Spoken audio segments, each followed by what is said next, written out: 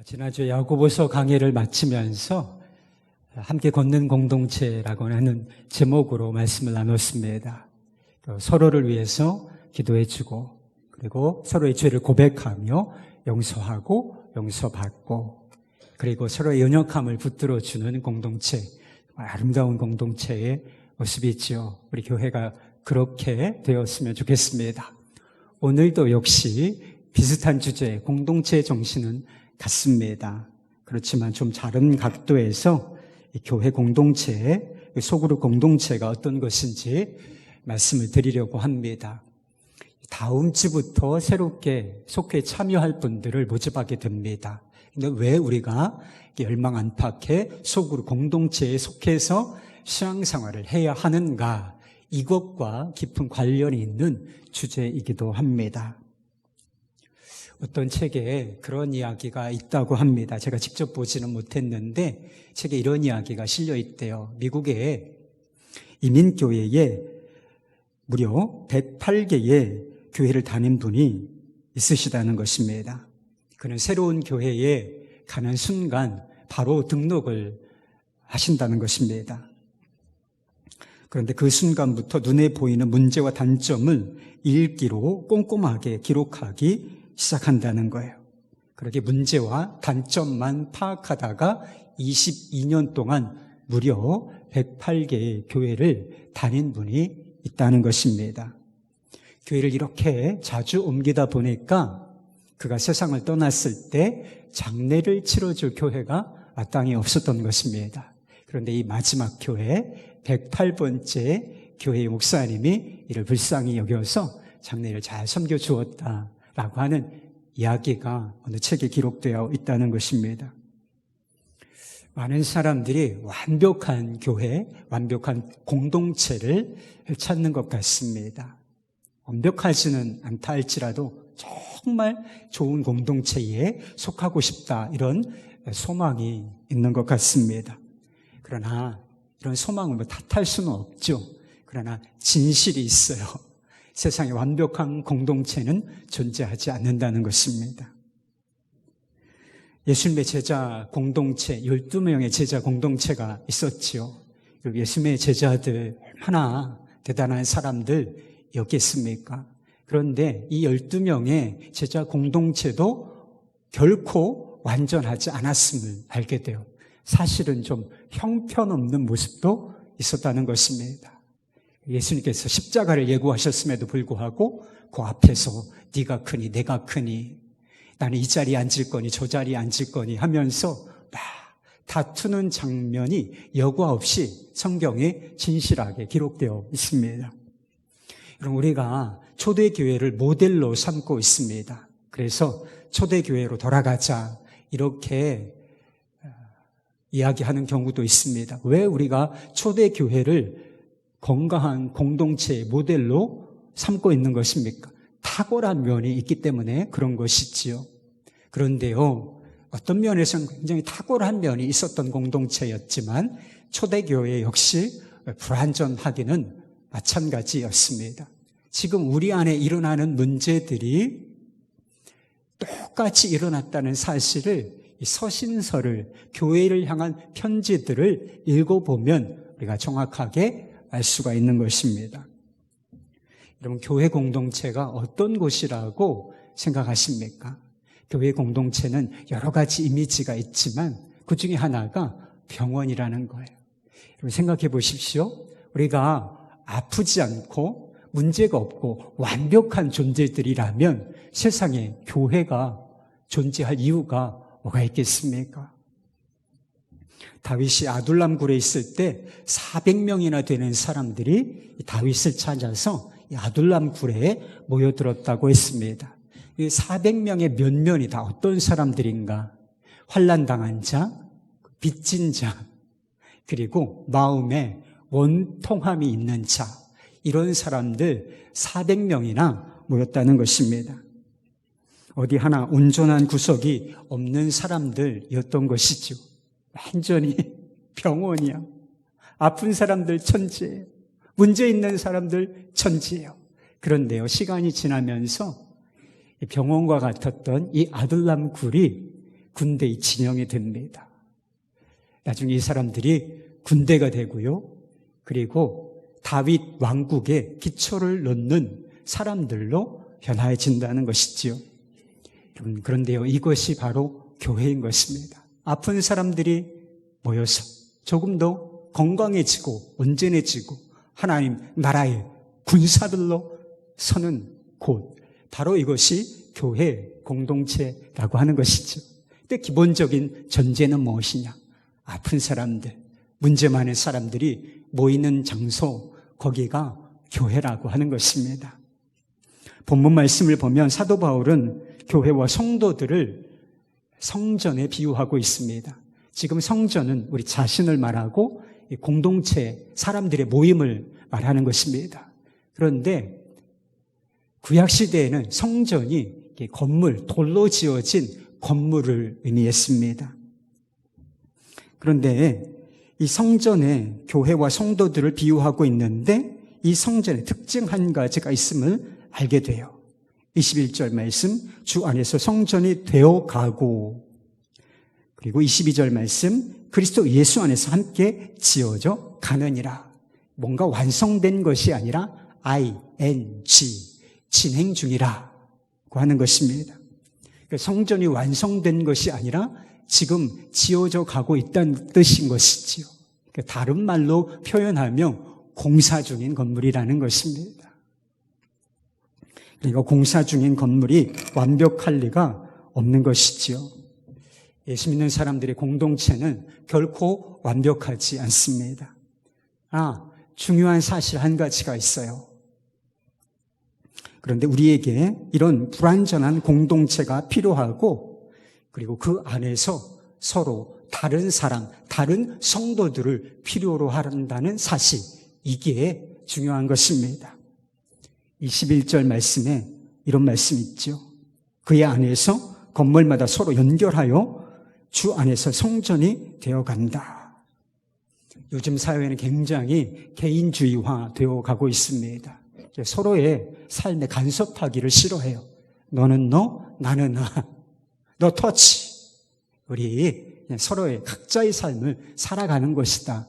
이런 정서가 아주 팽배해져 가고 있습니다. 그러나 신앙생활에 개인적인 측면이 없는 건 아닙니다. 그렇지만 신앙생활에 개인주의라고 하는 것은 있을 수 없다는 것입니다. 우리는 서로 연결되어 분리된 존재가 아니에요. 서로 연결되어 있고, 그리고 그 안에서만 우리는 성전으로 지어져 갈 수 있기 때문인 것입니다. 많은 그리스도인들이 예수님을 닮고 싶다, 주님을 더 알아가고 싶다. 여러분 혹시 그런 마음의 소원이 있으십니까? 영적으로 성숙하고 싶다, 더 온전해지고 싶다, 이런 갈망이 필요합니다. 이런 목표는 옳은 거예요. 그런데 이런 목표에 우리가 어떻게 도달할 수 있는가? 이것이 문제인 것이지요. 영적인 성장을 이루기 위하여 개인적으로 주님을 바라보고 경건생활, 말씀 묵상하고 기도하는 것 중요한 일인 것입니다. 그러나 이것만으로는 결코 충분하지가 않다는 것입니다. 반드시 함께 지어져 가는 공동체에 참여해야만 하는 것입니다. 그 안에서 함께 예배하고 교제하고 사랑으로 섬길 때에만 우리는 그리스도를 닮아갈 수 있다라고 하는 것입니다. 내가 그리스도의 형상을 닮아가고 온전한 그리스도인으로 성장하는데 뭐가 필요하다는 거예요? 공동체가 필요하고 서로를 필요로 한다. 이게 진리인 것입니다. 아이들의 인격과 성품이 어떻게 자라는지를 한번 생각해 보시기를 바랍니다. 아이들에게 인생 사는 법을 알려주는 책을 줍니다. 그리고 마음을, 인격을 수양하는 방법을 가르쳐주는 책을 줘요. 그리고 너 이것을 연구하고 탐독하고 배우라. 이러면 아이들의 인격과 성품이 건강하게 자랄 수 있겠습니까? 아니에요. 오랜 동안 사람들과의 관계 속에서 격리되어 오직 책만 연구하고 탐독하면 그 사람이 인격적으로 성숙해지는 것이 아니라, 온전해지는 것이 아니라 괴팍한 성품을 가진 사람으로 변질될 가능성이 훨씬 높은 것입니다. 아이가 건강한 인격과 성품을 가지려면 또래 아이들과 섞여 들어가야 되는 거예요. 그 안에서 교제하고 뛰어놀아야 상호작용이라고 하는 것을 통하여 아이들의 인격과 성품이 자라고 마음이 자라게 되어 있는 것입니다. 저도 신앙생활을 하면서 아주 많은 공동체에 속한 경험이 있습니다.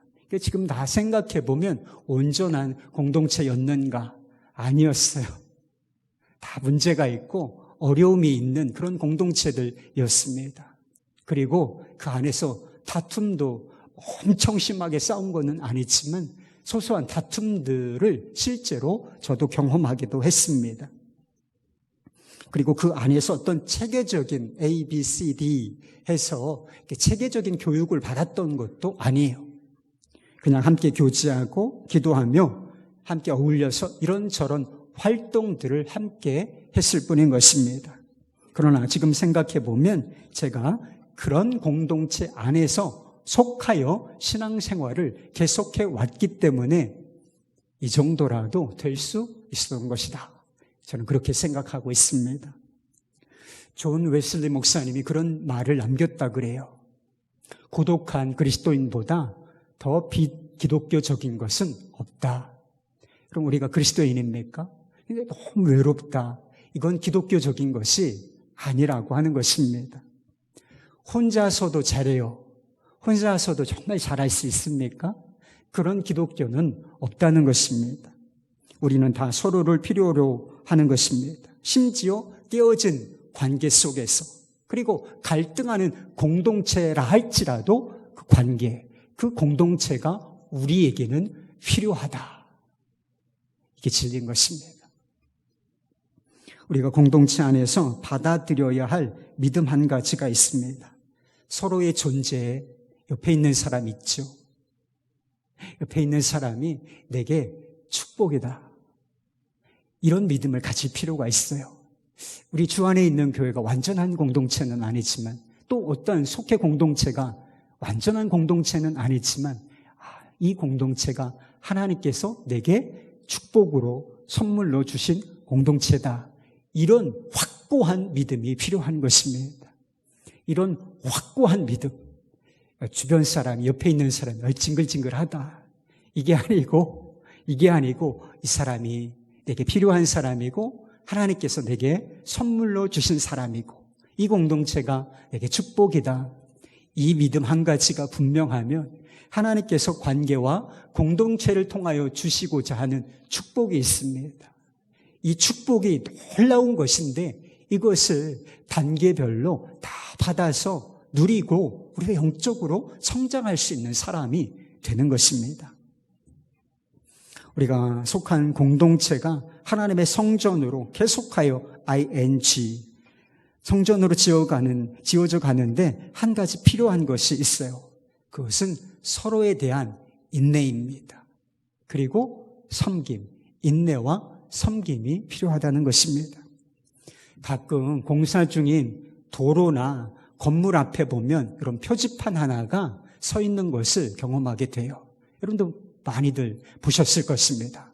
공사 중 불편을 끼쳐드려 죄송합니다. 속히 공사를 마무리하겠습니다. 이런 문구 못 보셨습니까? 공사 중 도로나 건물 앞에는 그런 문구가 심심치 않게 씌워져 있습니다. 여러분, 우리는 공동체 안에서 실제로 불편한 일들을 겪습니다. 때로는 날카로운 유리조각, 철근 이런 것에 찔리는 것처럼 상처를 입기도 하지요. 이런 일을 겪습니다. 아니, 겪을 수밖에는 없습니다. 왜요?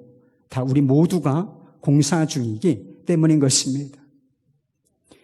우리가 공동체 안에서 불편하고 또 상처받는 일을 겪을 때 우리에게 필요한 것이 무엇인가? 기다림, 인내, 그리고 섬김이라고 하는 것입니다. 다윗이 아둘람굴에 있었을 때 다윗을 찾아온 무리가 400명쯤 된다 그랬죠. 다 환난 당한 자, 그리고 미친 자, 미친 사람들이 있습니까? 그리고 마음에 아주 깊은 상처, 얼마나 상처가 깊으면 원통하다고 표현하나요? 마음이 원통한 자들 400명이 모였습니다. 문제가 많고 상처가 깊은 사람들이 모인 공동체였다는 것입니다. 아무리 탁월한 리더가 있다 할지라도 이런 사람들이 모여있는 공동체, 이런 사람들이 모여서 공동체 생활을 한다는 것은 아마 어려운 일이었을 것이 분명합니다. 공동체 안에서 얼마나 많은 문제들이 생겼을까? 얼마나 많은 갈등이 있었을까? 이런 불보듯 뻔한 일인 것이지요. 그런데 오합지졸과 같았던 사람들이 나중에 강력한 군대, 군사가 된다는 것입니다. 여러 가지 이유가 있었겠지만 다윗의 오랜 기다림과 인내와 섬김이 있었기 때문이 아니었겠습니까? 우리가 다른 사람에 대해서 좀 인내하고 참아주기 위해서, 그를 섬겨주기 위해서 우리가 알아야 할 것이 있습니다. 그것은 나도 다른 사람에게 불편을 끼치는 존재라고 하는 사실입니다. 우리는 대개 다른 사람이 나에게 불편을 끼치고 그리고 나에게 상처를 준다, 이렇게 생각하는 경향이 강해요. 이것이 일명 피해자 의식이라고 합니다. 나는 괜찮은데 나를 너무 힘들게 하는 사람들이 여기는 있어. 왜 저러지 저런 사람들? 이런 피해자 의식이 아주 깊이 뿌리 내려 있다라고 하는 것입니다. 그런 사람들을 내가 받아주고 인내한다고 생각하는 경향이 강해요. 그런데 이것이 옳은 이야기입니까? 내가 다른 사람들 안에서 불완전함을 발견하고 모난 부분을 발견하는 것처럼 나 역시 불완전하고 모난 부분이 그대로 있는 사람이라는 것이죠. 이게 무슨 뜻이에요? 나도 다른 사람에게 불편을 끼치고 상처를 줄 때가 있다는 거예요. 다른 사람들이 나를 인내하고 받아주어야 하는 순간이 많다는 것입니다. 하워드 핸드릭스라고 하는 분이 완벽한 공동체를 찾는 사람에게 이런 이야기를 했다 그래요. 완벽한 교회를 찾았다면 그곳에 가지 말라. 당신이 그곳을 망칠 것이다. 어느 목사님이 교회를 개척했는데 새가족 한 분이 등록을 하셨는데 문제가 많아 보이더래요. 얼마나 문제가 많은지 이 사람을 그냥 두었다가는 이 교회가 망가지겠구나, 교회 부흥이 안 되겠구나, 이런 생각까지 들 정도였습니다.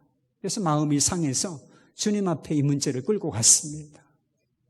하나님, 그 집사 좀 어떻게 해주십시오. 하나님, 제발 그 집사 좀 어떻게 해주십시오. 다른 데로 보내주시든지 어떻게 좀 해주십시오. 이런 기도를 했다는 것입니다. 그런데 그렇게 하다가 새벽에 주님의 음성이 들렸어요. 뭐라고? 내가 문제다. 내가 문제야. 이런 음성이 들렸다는 것입니다. 그래서 하나님의 음성을 듣고 나니까 교회 부흥이, 그 집사가 걸림돌인 줄 알았는데 교회 부흥의 걸림돌은 바로 나였구나 라고 하는 사실을 그분이 깨닫게 되셨다고 하는 것입니다. 내가 다른 사람들 속에서 불완전함을 발견하는 것처럼 나 역시 공사 중인 사람인 것입니다. 나 역시 다른 사람의 인내가 필요하고 섬김이 필요한 그런 존재라고 하는 뜻입니다. 마태복음 7장에 보면 예수 믿는 사람들의 황금률이라고 하는 말씀이 나옵니다. 12절 말씀인데, 그러므로 무엇이든지 남에게 대접을 받고자 하는 대로 너희도 남을 대접하라. 이것이 율법이요 선지자니라. 여러분, 용납받고 싶습니까? 그렇다면 여러분 용납하셔야 한다는 것입니다. 여러분, 대접을 받고 싶으십니까? 섬김과 대접을 받고 싶다 하면 여러분 역시 다른 사람을 섬기고 대접해야 한다는 것입니다. 여러분, 사랑받고 싶은 욕구가 있으십니까? 그렇다면 여러분, 그 욕구가 있는 대로 다른 사람을 사랑하고 섬겨야 한다는 것입니다. 어떻게? 모든 불완전함, 불편함, 그럼에도 불구하고 인내하면서 그렇게 해야 된다는 것이죠. 인도의 성자로 알려진 선다싱이라고 하는 분이 계세요. 선다싱에게 유명한 일화 한 가지가 있습니다. 이 선다싱이 전도 여행을 갔다가 히말라야를 넘어오는 길에 길가에 쓰러진 한 사람을 발견하게 되었습니다. 이 사람은 그냥 두었다가는 그냥 얼어 죽고 말 것이다, 이런 상태였다는 것입니다. 그래서 자기와 전도 여행을 함께 했던 동행자에게 제안을 했다 그래요. 이 사람 이렇게 내버려 두면 얼어 죽을 것 같으니 우리가 좀 힘들지만 이 사람을 마을까지 함께 데리고 가십시다, 이렇게 제안을 했는데 동행하는 사람이 이걸 이런 지하에 거절했다는 것입니다. 만약에 지금도 우리가 지치고 춥고 힘든데 이 사람까지 데리고 가다가는 우리 다, 이 사람은 물론이고 우리 다 얼어 죽고 말 것입니다. 이렇게 이야기하면서 먼저 산 아래 마을로 출발해버리고 말았다는 것입니다. 하는 수 없이 이 선다싱이 혼자 쓰러진 사람을 업고 끙끙거리면서 반나절을 걸어왔습니다. 그런데 동행을 거부하고 먼저 출발했던 이 사람이 길가에 쓰러져 얼어 죽은 상태로 발견이 되었다는 것입니다. 날씨가 너무 춥기 때문에 이 사람도 결국은 걸어가다 지쳐서 쓰러지자 얼어 죽고 말았던 것이죠. 그러나 선다싱은 죽어가는 사람을 등에 업고 가다 보니까 서로 살이 부딪히고 열이 나고 그래서 땀을 흘리고 걸어온 까닭에 둘 다 살 수 있었다는 이야기가 있습니다. 생각해 보세요. 나는 공동체 안에서 어떤 존재인가? 선다싱과 같은 존재인가? 지쳐 쓰러져 얼어 죽어가고 있는 그런 존재인가? 늘 선다싱 같거나 늘 지쳐 쓰러져 있는, 얼어 죽어가고 있는 사람과 같은 사람은 없어요. 내가 어떤 사람에게는 선다싱과 같을 때가 있고 내가 어떤 사람에게는 지쳐 쓰러져 넘어져 있는 사람과 같은 입장에 있을 수 있는 것입니다. 어떤 경우에는 내가 선다싱과 같은 입장에 있을 수 있고 어떤 경우에는 내가 지쳐있는, 여러분 신앙생활하다 영적 침체 겪어본 적 없습니까? 고민하고 갈등하고 절망해 본 적, 낙심해 본 적 없어요? 그때 지쳐 쓰러져 있는 사람이 된 거예요. 내가 이 사람한테는 선다싱이라고 생각할 때 불편을 감수해야 하는 것이지요. 나에게 좀 어려움을 주는 것 같아요. 좀 짐처럼 느껴집니다. 그럼에도 불구하고 그 짐을 걸머져야 한다는 것입니다. 그 사람을 업고 산 아래 마을까지 걸어가야 한다는 것이지요. 하나님의 계획은요, 그 사람 업고 내려가면서 나도 살리는 거예요. 그 사람 살릴 뿐만 아니라 이 사람에게만 유익이 되는 것이 아니라 그 사람 품고 섬기면서 나도 살리는 것, 이것이 하나님의 계획인 것입니다. 그리고 내가 등에 엎여 있을 경우에는 나도 살리고 나를 업어준 그 사람도 살려 온전하게 하시는 것, 이것이 하나님의 계획인 것입니다. 온전한 공동체를 세워나가는 것은 대단히 힘든 일이에요. 말이 쉽지 실제로 이 공동체를 온전하게 건강하게 세워나가는 일은 정말 힘든 일입니다. 지루하고 느리고 답답하고 인내와 희생과 섬김이 필요한 일임에 분명합니다. 하지만 그만한 가치가 충분히 있는 것이다. 힘들고 어렵지만 인내가 필요하지만 건강한 교회 공동체를 세우는 것은 그만큼 가치 있는 일이다. 우리 모두에게 그만큼 가치 있는 일인 것입니다. 우리에게 소망이 없다면 이 지루하고 느린 작업을 포기할 수밖에 없을지 모르겠습니다. 여러분, 그러나 우리에게는 소망이 있는 것입니다. 언젠가는 이 성전 건축이 완성될 때가 오고야 말 것이라고 하는 사실인 것입니다. 지금은 우리는 불완전하고 문제가 많지만 그것이 우리의 궁극적인 미래는 결코 아니다. 우리는 마침내 완전한 성전으로 지어진 개인과 공동체의 모습으로 하나님 앞에 서게 될 것이고, 그리고 그 안에서 서로를 바라보게 될 것입니다. 여러분, 우리는 천국과 같은 공동체가 되기를 소망합니다. 천국과 같은 가정, 천국과 같은 속회, 천국과 같은 교회 됐으면 좋겠다, 이런 마음 품죠. 그러나 그것이 천국은 아닌 것이지요. 비슷한 유사성이 있는 것이지 천국은, 지상천국이 이루어지는 것은 아니에요. 그런데요, 예수님께서 다시 재림하시고 이 땅에 임하시면 천국과 같은 것이 아니라 실제 천국, 완전한 하나님의 나라가 이 땅에 임할 것이다. 여러분, 이것이 우리의 소망인 것입니다. 조나단 에드워스가 천국에서 우리의 관계가 어떻게 변할지, 지금은 불완전하잖아요.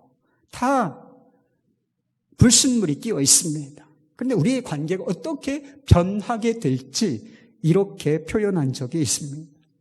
그 복된 나라의 거주자들 중 어느 누구도 자신이 사랑하는 자들에게 무시를 당한다거나 아니면 그들의 사랑이 온전히 그리고 다정하게 돌아오지 않는다는 생각으로 슬퍼할 일은 전혀 없을 것이다. 모든 사람은 주님처럼 보이고 주님이 가지신 모든 사랑을 참으로 가질 것이다. 그곳에서 모든 사랑의 표현은 마음 깊은 곳에서 우러나오며 그 고백은 진실하고 참될 것이다. 언젠가는 모든 불완전함이 사라지고 주님처럼 보게 된다는 거예요. 우리가 다 주님처럼 바뀌어서 우리의 사랑도, 서로를 향한 사랑도 완벽하게 됨으로 말미암아 진실한 사랑, 참된 사랑, 영광스러운 사랑의 관계와 교제를 누리게 될 것이다. 이렇게 이야기하는 것입니다. 빌리 그레이엄 목사님이 있습니다. 유명한 세계적인 전도자다, 이런 타이틀을 가지고 계신 분이십니다. 근데 얼마 전에, 한 1, 2년 전에 돌아가셨어요. 근데 이분의 아내가 루스 그레이엄이라고 하시는 분이십니다. 근데 루스 그레이엄이 먼저 이렇게 세상을 떠나셨는데 묘비명이라고 하죠. 서양 사람들은 자기의 묘비명, 묘비에 쓰여질 글귀를 자기가 미리 남겨놓는 전통 같은 게 있어요. 그래서 내 묘비에는 이렇게 써달라. 그래서 실제로 이렇게 그분의 묘비에 이런 비석이, 글귀가 써져 있습니다. 공사 끝. 인내해 주셔서 감사합니다. 공사 끝! 인내해 주셔서 감사합니다. 이런 묘비명을 적어두었다는 것입니다. 지금은 서로 불편을 끼치면서 살고 있지만 우리도 언젠가는 서로를 바라보면서 이렇게 얘기하게 될 거예요. 공사 끝. 그동안 인내해 주셔서 감사합니다. 받아줘서 너무 고마워. 공사 끝. 사랑해줘서 고마워. 그동안 섬겨주셔서 감사합니다. 이렇게 고백할 날이 있음을 믿으실 수 있기를 바랍니다. 그러나 우리가 가야 할 길은 아직 멀다. 실제로 공동체 속으로 들어오면 여전히 답답한 일들이 기다리고 있습니다. 제가 꼭 이런 설교를 하면 그날 무슨 일이 일어났는데 불편한 소식이 들려요. 좀 다투셨다, 언성이 높아졌다, 이런 이야기를 간혹 듣습니다. 이런 공동체 안으로 들어가면 여전히 실망스러운 일들을 마주하게 될 것입니다. 안 변했네, 안 변했어. 1년 동안을 기다리라니까. 기다려주고, 받아주고, 용납해주고, 이렇게 했는데, 이 사람 안 변했네. 안 변, 똑같아. 이게 뭐야?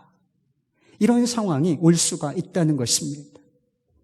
안 변했네, 안 변했어. 이런 느낌이 들 때 여러분 우리가 어떤 반응을 선택해야 하는 것입니까? 안 변했네, 안 변했어. 아니야, 아니야.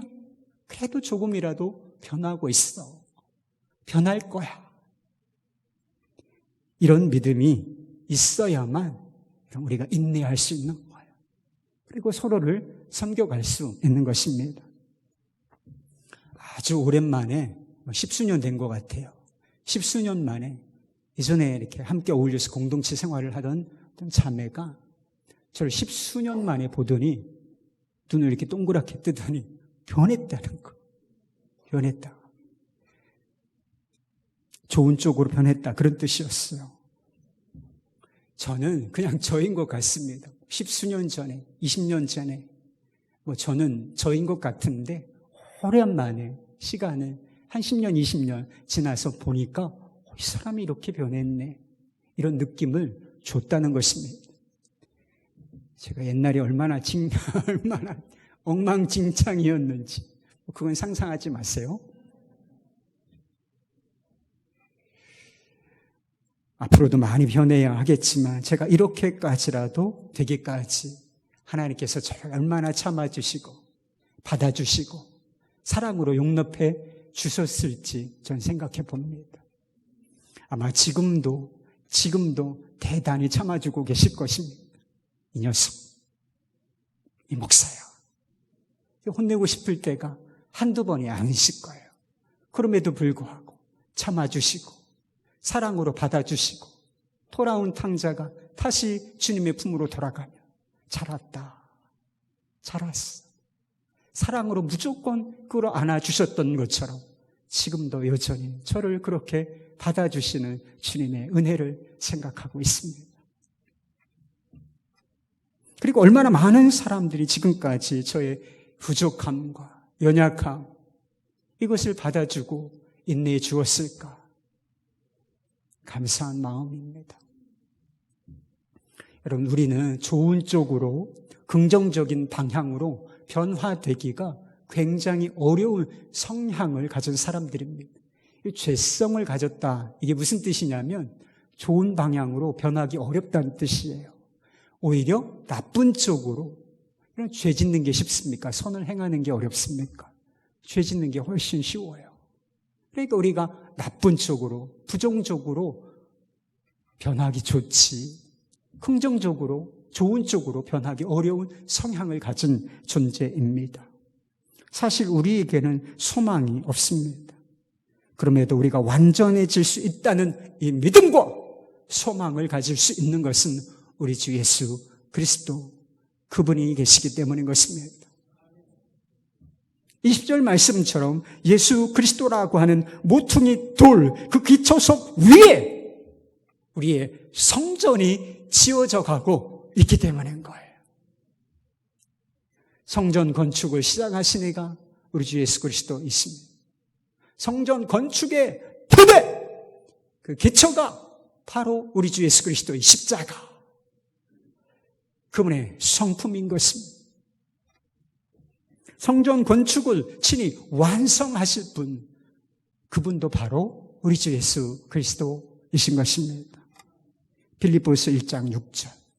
너희 안에서 착한 일을 시작하신 이가 그리스도 예수의 날까지 이루실 줄을 우리는 확신하노라. 우리는 확신한, 이건 된다. 반드시 되고 만다. 이렇게 확신하노라.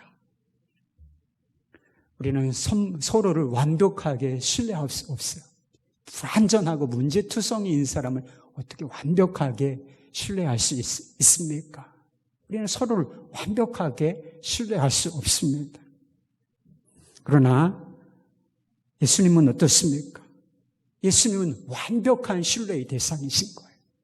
그리고 예수님께서 이미 하셨고 또 우리 안에서, 이 공동체 안에서 하실 일은 완벽한 신뢰의 대상인 것입니다. 우리가 서로 안에서 부족함을 느끼고 고통을 주고받고 형편없는 일들이 일어날 때 우리가 서로를 보면 소망이 없다. 우리가 붙잡아야 할 것이 무엇입니까? 주님이 하신다는 거예요. 주님이 하신다. 주님이 하신다. 주님이 하신다.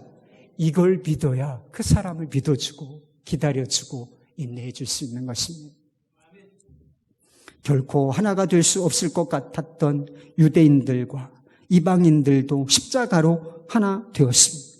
예전에 원수되었던 관계가 그리스도의 십자가로 말미암아 가까워졌느니라. 이런 말씀이 있지요. 결코 완전해질 수 없을 것 같은 우리의 성품, 우리의 관계, 우리의 공동체, 이것도 예수 그리스도 안에서는 얼마든지 완전해질 수 있다. 완전해진다. 이것이 복음인 것입니다. 우리가 그 안에서 그 일을 능히 이루실 주님을 정말 믿고 그분을 바라보며 공동체 안에서 인내와 순종과 섬김의 길을 오늘도 걸으십시다. 함께 기도하겠습니다.